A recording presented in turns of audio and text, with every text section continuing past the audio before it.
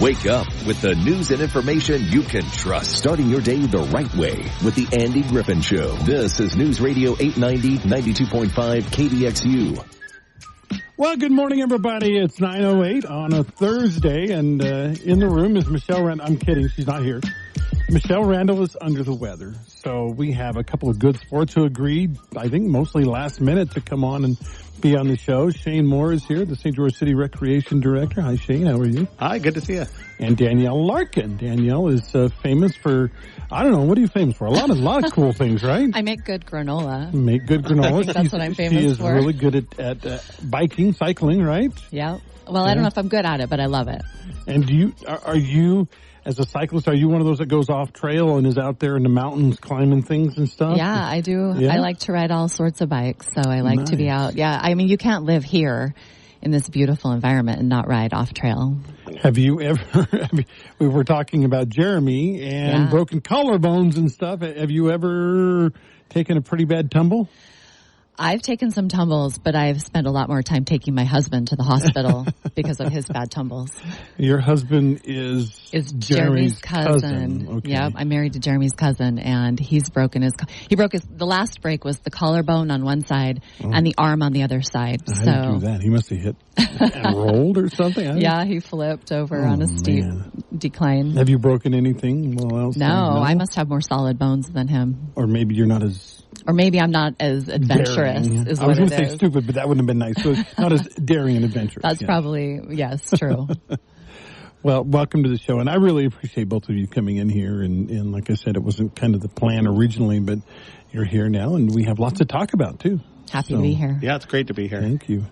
So let's start off with Dixie Days. How has Dixie Days been received by the community? You know, the feedback we're getting is fantastic. We've had so much fun this week. It's just fun to celebrate Dixie and understand why we're called Dixie. That was kind of the impetus for it, was people questioning why the name Dixie in Utah. And so the mayor started Dixie Days this year. This is the inaugural Dixie Days, and we opened the Pioneer Park Interpretive Trail. Yeah. Up along Pioneer Park. If you haven't seen it, Shane's team did a fantastic job. It's absolutely gorgeous. It turned out really good. We have some talented people that work for the city, but these guys really knocked it out of the park, I think. Yeah. Very cool. So some of the other activities we've done, I went on all the tours yesterday. So we did tours of historic spaces. Treks, they're calling them, right? Treks. Dixie yes, treks. the Dixie treks were incredible.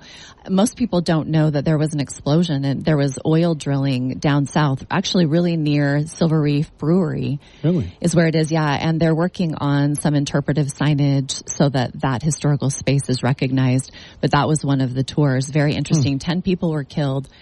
Wow. Yeah, it's really it's one of those historic tragedies so we're talking that people like don't 100 talk years about. ago, or A little less than 100 years ago. Yeah, 1930s. Yeah. And they're trying to work on a memorial right now, and so they want to really memorialize the spot. But it was a horrible tragedy because people's family were there, and you think about 10 people getting wiped out of a community of 10,000 people. Everybody knew everybody back then. And yeah, there were also some springs. There are springs. There's one called Watercress Spring that's up off the Dixie or off Red Hills golf course that we got to tour. So just lots of fun things and great history, great reminders of the amazing people who founded this area. Also, talking about the native peoples who were here first. It's been a beautiful and wonderful weekend. It carries on. So the rodeo is the next 3 days, and that's the culmination of Dixie Days.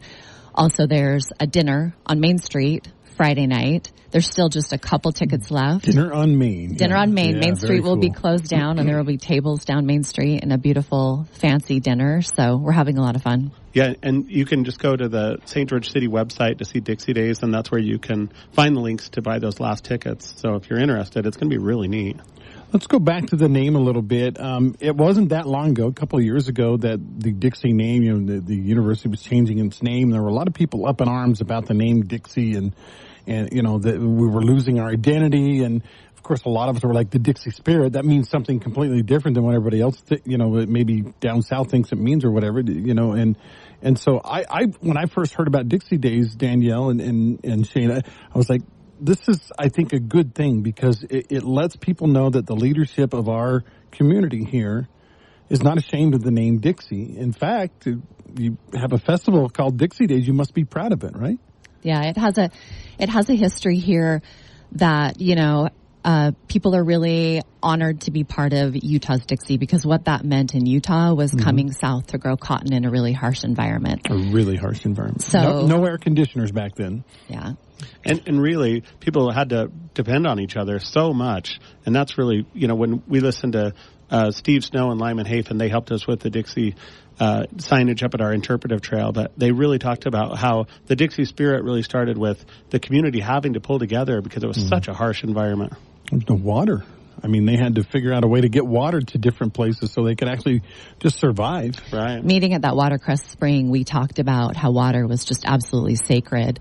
In fact, if you read the history of Washington County, they talk about there was a 3-day jail sentence if you wasted water. Wow. And they were saying that Maybe there we were a need lot of one of those now. conflicts. Well, they said people would come out with their guns on their hips, waiting for their water turn just to make sure the person before them didn't take more than their fair share. So it was definitely a contentious issue, but also something that they respected and honored. And I think that's what we continue to do in St. George.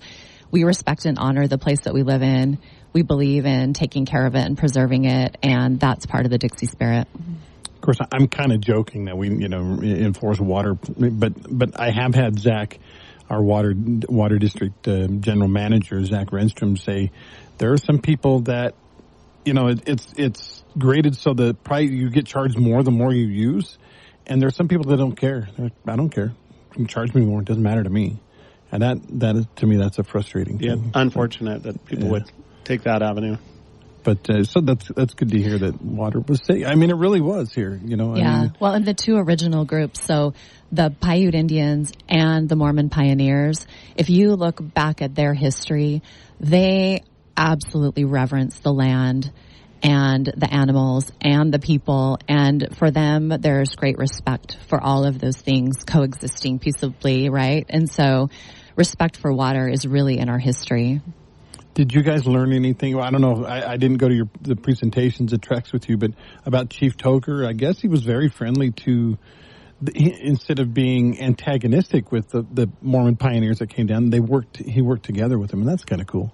They may have spoken about that on the third tour. I missed the third of, I went to 3 of the 4 yesterday, so I do believe they talked about that on the third tour that I missed. Yeah, Steve Snow made reference to the fact that really the pioneers would have had a really hard time surviving here if it wasn't for the Native Americans and really welcoming them and helping them to understand how to farm here, because it's so challenging. A little different. One of them that Brigham Young had sent down said no one should ever live here. He called it I forget the word he used, but he's like, yeah, this is not suitable for habitation. And now look at us. Yeah. Actually, I think the quote you're thinking of was the one that Lyman Hafen used when he talked the other day. And yes, he just said it was uninhabitable, but he used more colorful language. Yes. Yeah, that's the one. So, but like I said, now look at us. We're, St. George is 100,000 strong. The county is over 200,000, and we're thriving, and we're trying to make it all work with the water things. But like I said, I love the fact that you've come up with Dixie Days. I remember Michelle first telling me about it. Okay, we've got Peach Days in Hurricane and Cotton Days in Washington and Swiss Days in Santa Clara, and we have what days in St. George? Well, we have Marathon, we have Senior Game, but those aren't really days. Those are so it's kind of a cool concept. Have you learned, Dannielle and Shane, have you guys learned like maybe some tweaks that need to happen, things that haven't worked? I mean, we're still early on, I guess. Yeah, I'm sure we'll review it when it's over and decide if we want it to be a full week. We really kicked off with a very large festival starting Sunday with talks about where the word Dixie, how it came to Utah. Steve Snow spoke at the Tabernacle about that. So we've done a full week, and that might be a little long for our staff to do every year, to have such a very long festival. But we'll review that and decide. Have you gotten any feedback from our friends over at the university about all of this? Because the university has been a fantastic partner. Okay. They wanted to partner. They reached out when they heard about Dixie Days and said, we want to partner. We want to help as much as we can. And we love the university. We're grateful to be a university town, and we want to be good partners with them, and they want to be good partners with us. So no, it's been a fantastic collaboration. In fact, the university, Utah Tech and Dixie Tech collaborated to create the logo. Nice. So I wonder there's this group in town, SWU, Southwest Utah Heritage Coalition. Those people. I didn't mean to say it like those people. No, I didn't mean that. What I mean is, I would think that they would go, hey, look, an olive branch. This is kind of cool that we can maybe bridge some of the unfortunate gap that was made a couple of years ago. Yeah, I would hope so. So that's exactly what the point of this is bringing our community together. The mayor, that was really her drive in having this happen, was to bring the community together. I will say this, too, about the university. Even though they did change their name, they still call it the Dixie campus, and they made a point of doing that. And that's another olive branch. I think that's a good thing. So yeah, there are still people mad that they changed the name for good reason. But at least it's Dixie campus now, and we still have that going for us. And Don Ibsen took a lot of abuse from some people about it, but I think Don Ibsen at least fought to keep that as part of it. So Dixie Days going strong. Tell us what we have left now. We have got the rodeo you mentioned. We've got the rodeo. The rodeo's Thursday, Friday, and Saturday. Okay, so tonight, tomorrow, and Saturday. All right. So, and the rodeo parade on Saturday. And then Dixie Days, we have a festival all day Saturday at Town Square. Shane, isn't it from 10 to 6? It is. It's 10 to 6, and we're going to have live music all day long, and then it'll culminate with a pretty big name, Chris Peterson, who was on AGT. He'll be the headliner at 6 o'clock. Nice. And then at 8 o'clock, we're going to show a movie in the park. We're going to show the Electric Horseman. So and almost everything down there is free. There'll be food trucks. I mean, obviously you have to pay for that, but we'll have hay rides. We're going to have petting zoo, bounce houses. It's going to be a really, really fun party. Shane, did I remember correctly that the mayor's having the carousel and those things free that day also? That's right. Everything, all the city pool, the rec center, the train, and the carousel, the train down at Thunder Junction, they're all free on Saturday to help celebrate Dixie Days. It sounds like the weather might be starting to cool down a little bit too. So instead of 100 on Saturday, we'll be about 90. I think it's going to be awesome. Yeah, really nice. So, I saw some comments online about the Dixie Roundup, the rodeo. Some people say, "Well, this really diminishes from the rodeo. It de-emphasizes the rodeo." I'm just curious of you guys' thoughts on that. I can tell you the thoughts from the Lions Club, who reached out and wanted to be part of Dixie Days, have been very excited to participate, have been great supporters. Good. So the Lions Club, they've been on board and actually part of the planning team for Dixie Days. So that was the whole point, was this would be the rodeo would be the culmination of Dixie Days. Yeah, the two events really complement each other, and the whole impetus of putting Dixie Days at the time was to really celebrate what the rodeo had already started. So 90 years this year. Yeah, it's a big year for the rodeo, 90 years. Now, last night, not part of Dixie Days, though, you guys had a little tribute, a little Patriot Day, remembering 9/11. How did that go? I wasn't there. I had a previous commitment. How did that go? It was beautiful, very emotional.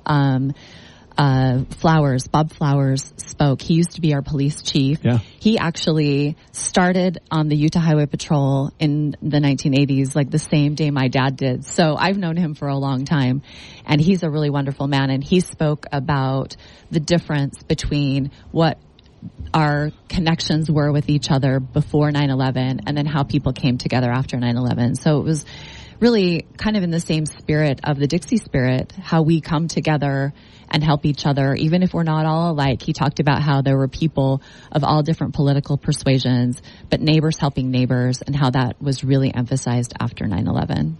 Yeah, I think, and I don't want to beat a dead horse. I talked about this a lot yesterday, but I think our country needs a little bit reinvigorating as far as country pride. And, I don't know if you guys knew this, but enlistment in the services is an all-time low, a lowest percentage in the history of our country right now, which I don't want to be a hypocrite. I didn't join the military, but I know that there are a lot of talented people who could join the military, and they're not for whatever reason now. So, but hopefully we'll get reinvigorated a little bit, and maybe, I don't know how you guys feel, but maybe with the changing of who's at the top too in this country. we'll see.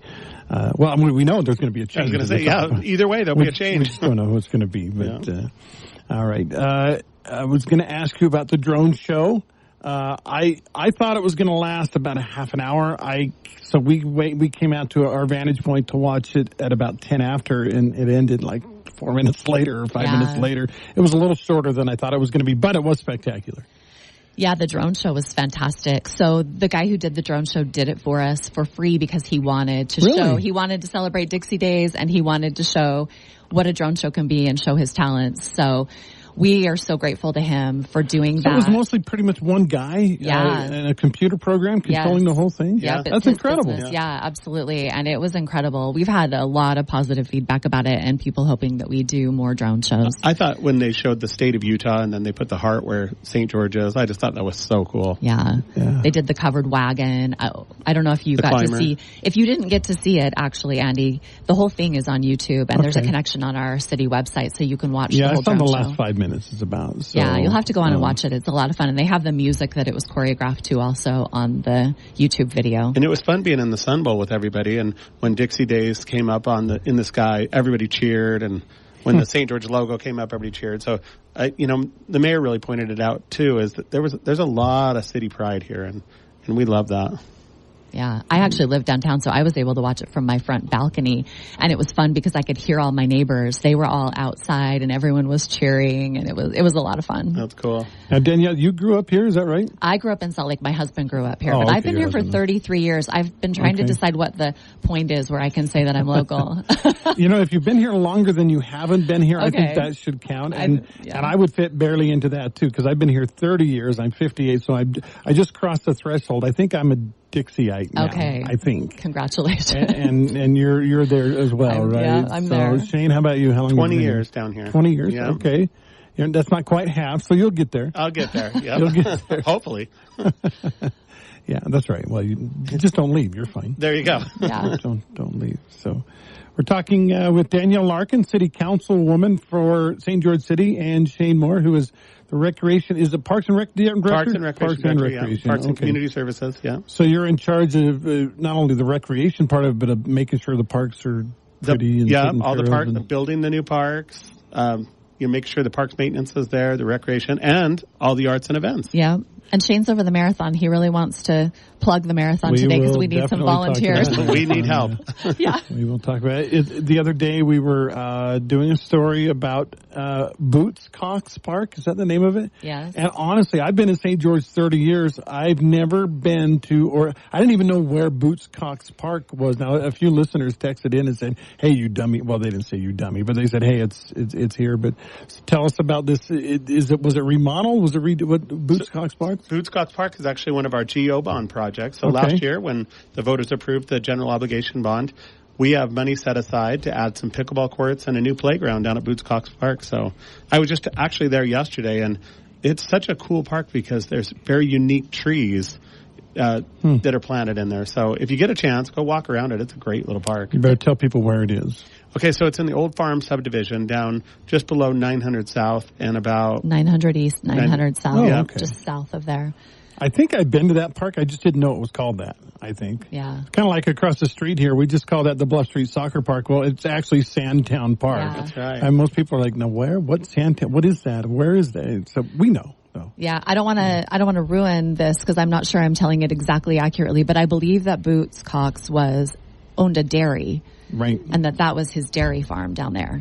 Yeah, somebody sent me some history on it, too. Okay. But I would have to look it up, and that would take a minute, and we're live on the radio, so I'm not going to do it right now. I think it was the Cox Dairy.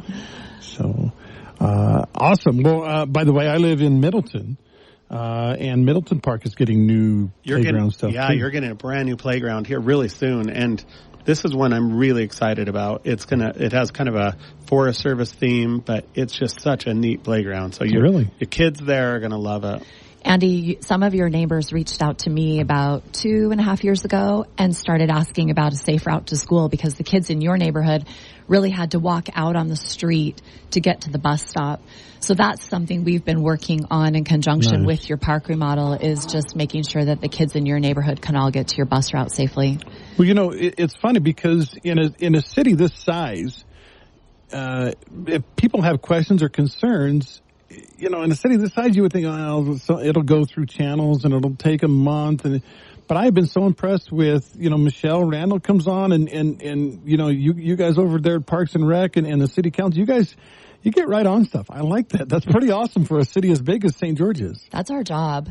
If we're not doing that, then we're not doing our job. So it's our job to listen to people and try to get things done to make our city safe. So we do our best. I mentioned to Michelle, this was probably a year ago, I said, Middleton Forest Park, not Middleton Park, but Forest Park, which is right there in Middleton as well. I said, it's got a lot of overgrowth and one spark and that whole park's going to go poof because everything was dry and overgrown. And within a week, there was a whole crew there cleaning up, the ground cover and everything. And I was like, that's not supposed to happen that quickly and that well. You're in the same room with the person who makes that happen, and he is amazing.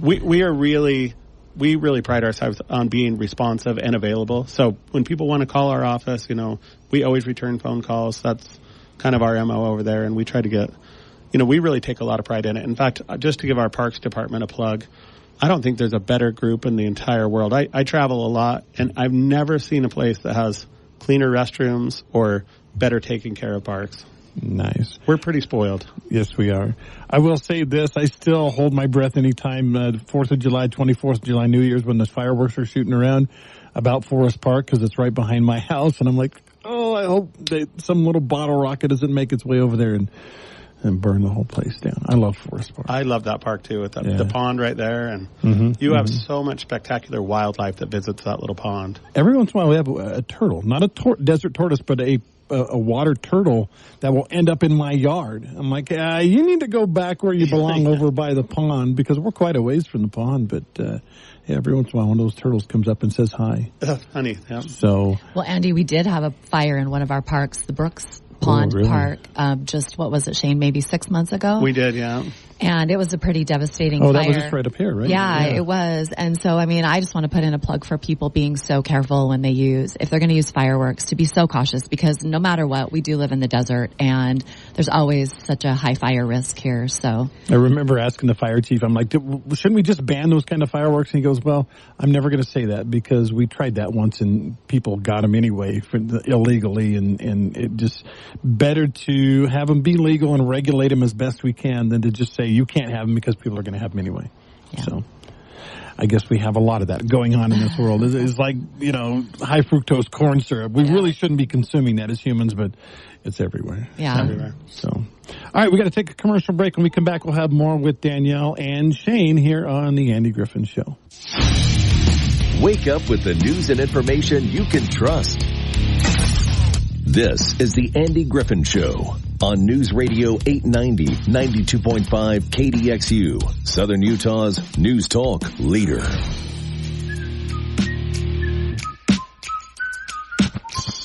I was reading a text. By the way, welcome back to the Andy Griffin Show. Dannielle is here. Shane is here from St. George City. And when I first looked at it, it said, can you ask Dr. Larkin? And I was like, wait, doctor? I didn't know you had your doctorate. I do not have my doctorate.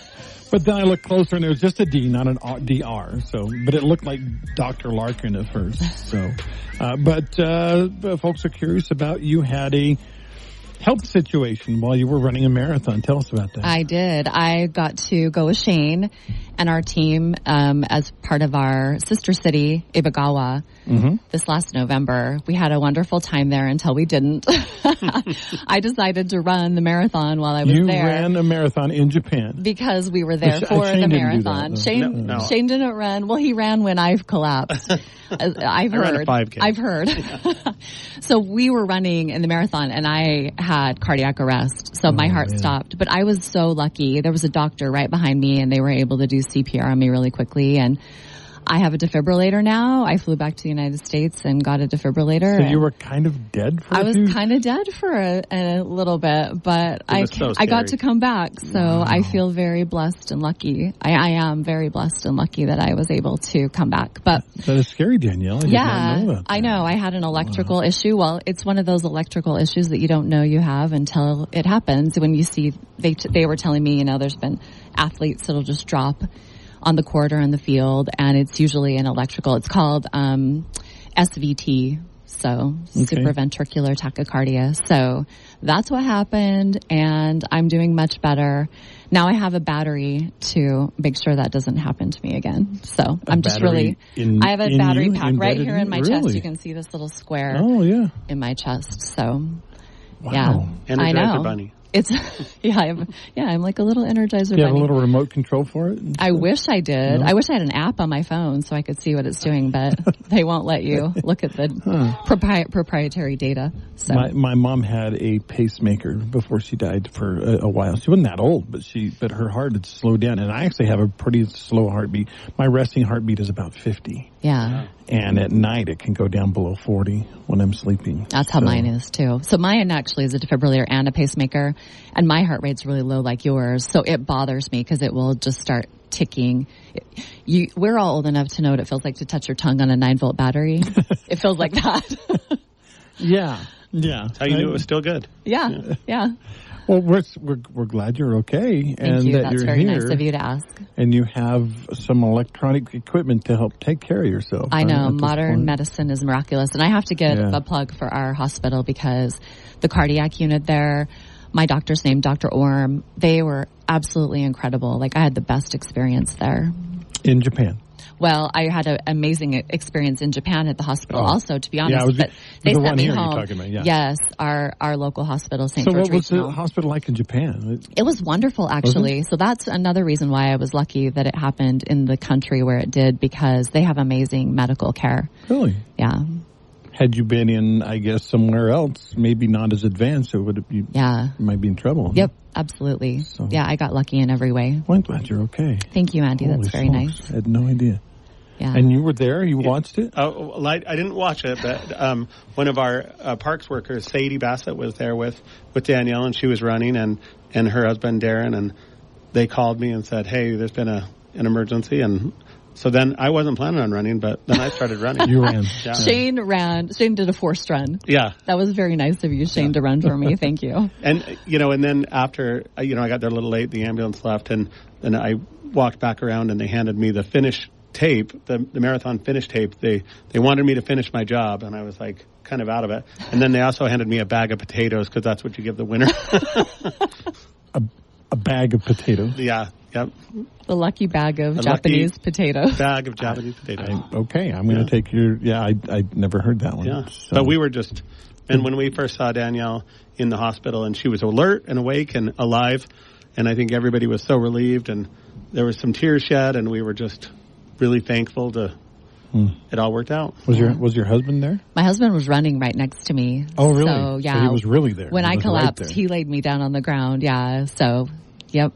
Wow. He's got a little PTSD, but he'll be fine. Yeah, I could see. Yeah, you're the person you love most in the world collapses and has a heart attack. I could see that being traumatic. Yeah. Yeah. It was pretty wild. So, what? Not to go off your health, but let's talk about what you guys learned out there in Japan. What was the purpose of the trip, and did you get what you wanted out of it? So we have a sister city in Japan, and we've actually been doing a cultural exchange with them for over 30 years. And we send students and a marathon delegation, and they send a city marathon delegation, and they help us finish our marathon and hold the finish line tape.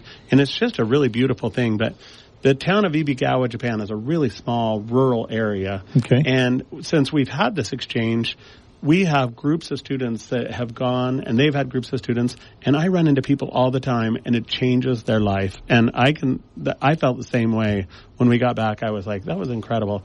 It's a really fun opportunity, and actually the marathon itself pays for this, and then their marathon pays for theirs to come over. So it's a beautiful thing. So we send our winners, our male and female winners, over. So we went with them, and then we went with this group of students. And it was just so much fun to be there with those kids. It's a beautiful country. The people are incredibly kind and generous. Just a beautiful experience all around. Yeah, I've never met such a respectful, beautiful group of people. And the 7-Elevens were crazy too. Yeah, there's a 7-Eleven on every corner. 7-Eleven? With things like coffee and beer in vending machines. And they serve rice balls and egg salad sandwiches that are actually really good. Yeah, in 7-Eleven. Do they have a Bahama Mama and a Big Gulp? They don't. No, It's totally... It's a lot healthier. Oh man, that is. Well, it sounds kind of fun though. It really cool. Yeah. Our marathon here is coming up. We're actually, 3-4 weeks away? Like 20 some days. It's going to be on Saturday, October 5th. And this is our 48th year. So we're really excited. This is actually going to be one of our biggest years as far as runners. We have 8,500 people. Wow. Yeah. So that's isn't there, Dannielle was saying it's usually capped, right? So that's a little more than usual. A little more than usual, yeah. We've really, we were able to find some charter buses, and I think we're going to be okay. But we really need some help. We need volunteers. Okay. What are some of the areas where you would put a volunteer? If someone says, yeah, I just want to help, what can I do? We have all kinds of jobs, but we have aid station jobs, like during the marathon. That's one of the funnest because you get to see be right up and interact with the runners, help get them their water. We have expo jobs, when down at the Dixie Center, we have our marathon expo, and we always need help putting that together.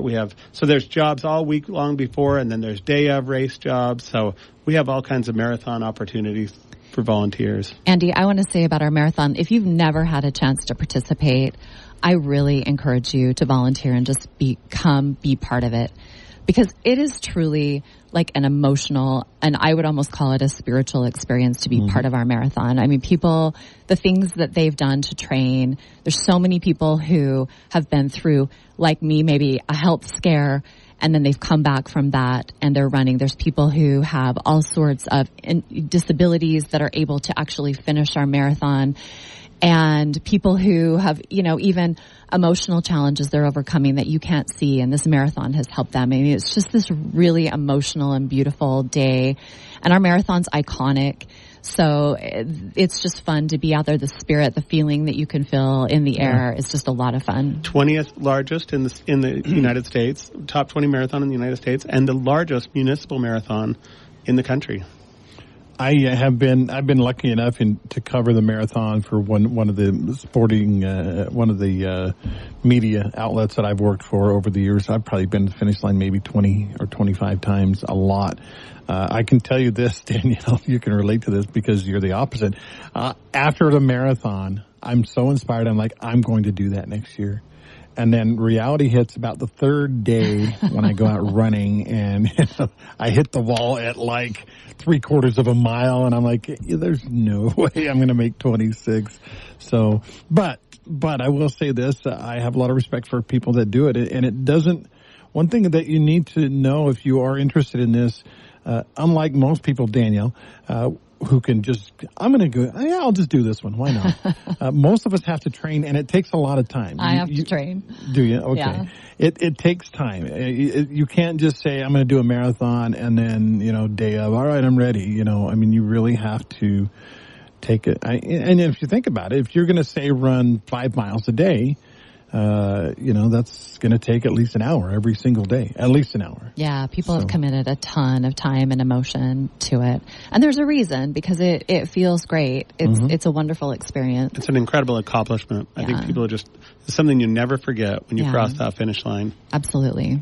Now, is Mettler, does he have a chance this year to win it? Because he's won it a few times, but he always has a chance. Does he? Okay. He's so fast. He's looking strong this year. He's looking really good, and he'll actually be in our Masters. So that's over 40 this year. Oh, for the first time. Did he turn 40? He did, yeah. So, but we have some really. Does he still have the beard? He does. Because I'm thinking that's slowing him down. He needs to shave the beard off, and he'll win.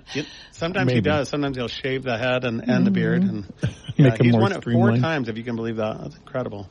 Okay, now what if I want to volunteer? What if I want to help out? What do I do? So just go to stgeorgemarathon.com or the City of St. George website, and the volunteer page is right there. It's right up front.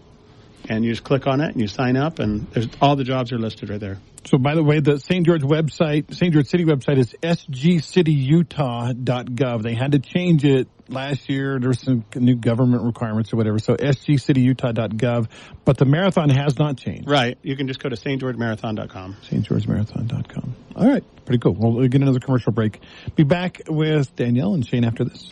All the latest news, weather, traffic, and sports, just like you like them. You're waking up with the Andy Griffin Show on News Radio 890, 92.5 KDXU, Southern Utah's news talk leader. Welcome back. I'm Andy. We're talking Marathon and Dixie Days, and we should probably talk rap tax a little bit too, right, Dannielle? This is back in your milieu, so to speak. What is the rap tax, and why does it matter? It's the Recreation, Arts, and Parks tax that the citizens voted on 10 years ago to put on. We had it on the ballot, and it is 1/10 of 1%. So if you spend $10, it's the sales tax. If you spend $10, it's 1 penny.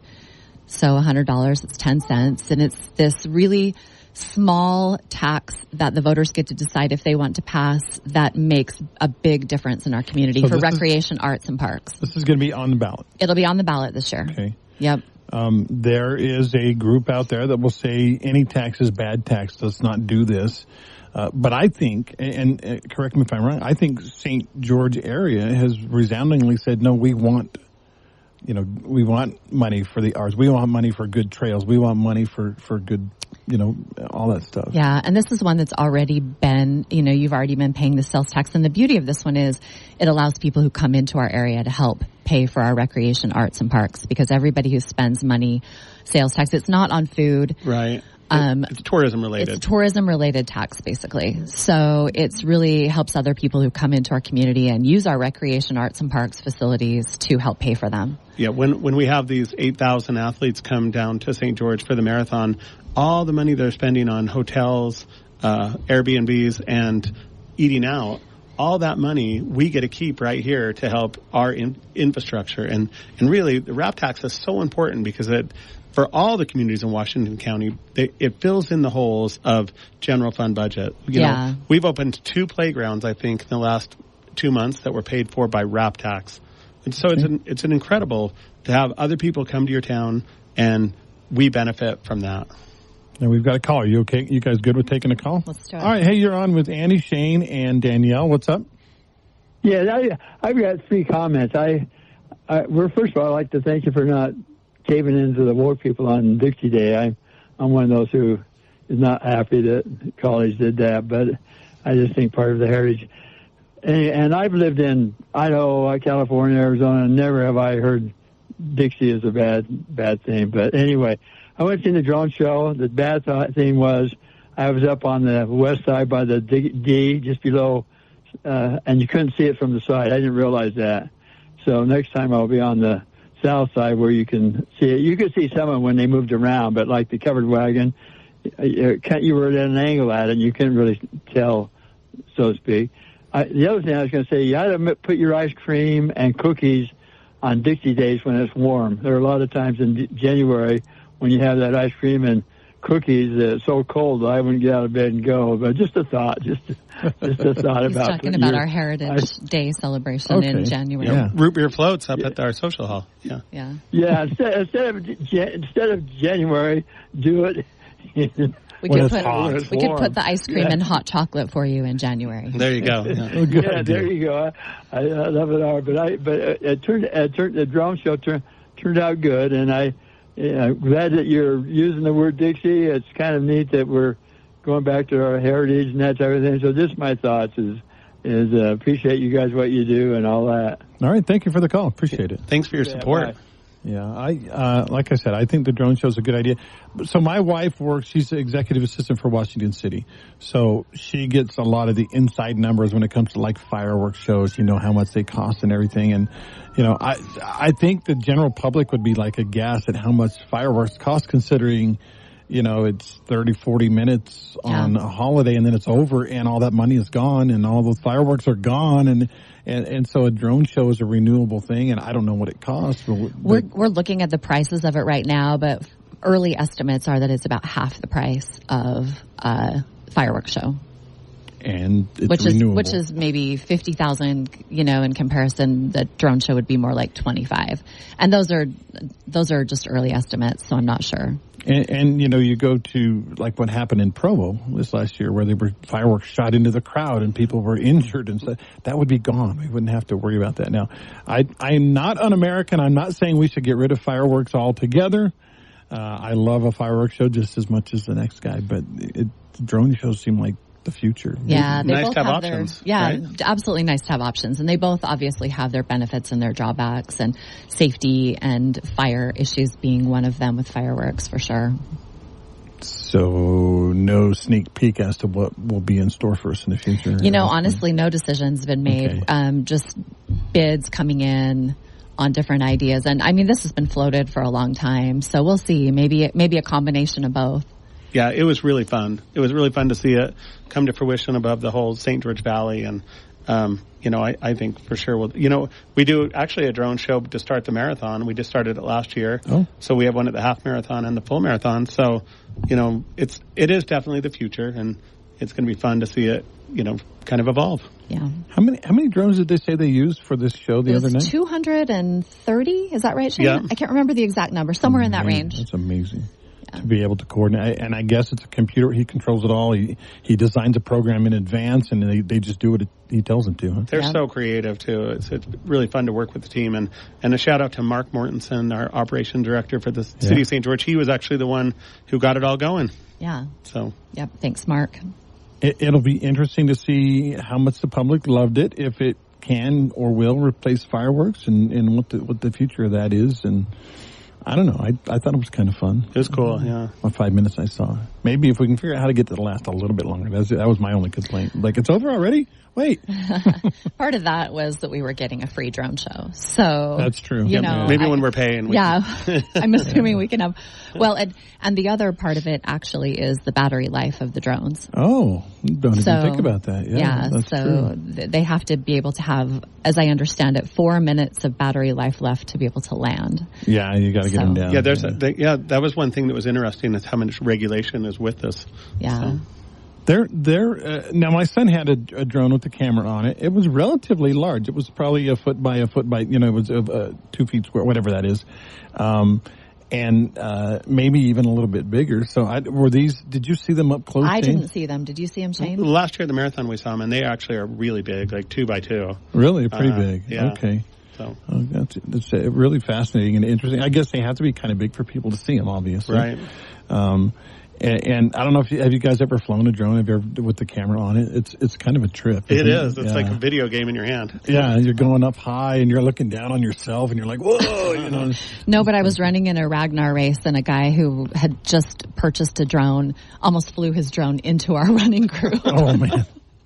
So there's that too. So you've done some of the extreme races too, the big ones? It was actually a Ragnar race with my neighborhood. Oh, we did really? it with a bunch of kids. We planned it about 10 years ago with a bunch of kids in our neighborhood, and it was a lot of fun.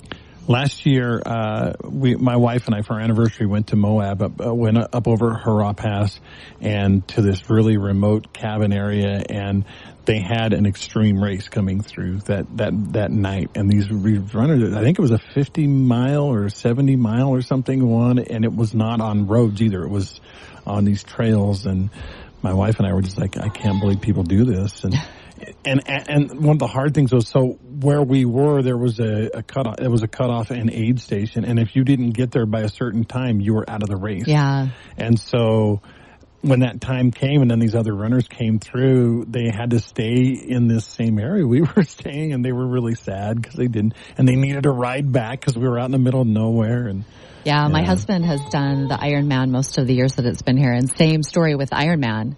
If you don't make those cutoffs, you can be literally 3 seconds off, and you're done. The gate's sorry, shut. No mercy. Yeah. Mercy cannot rob justice, right?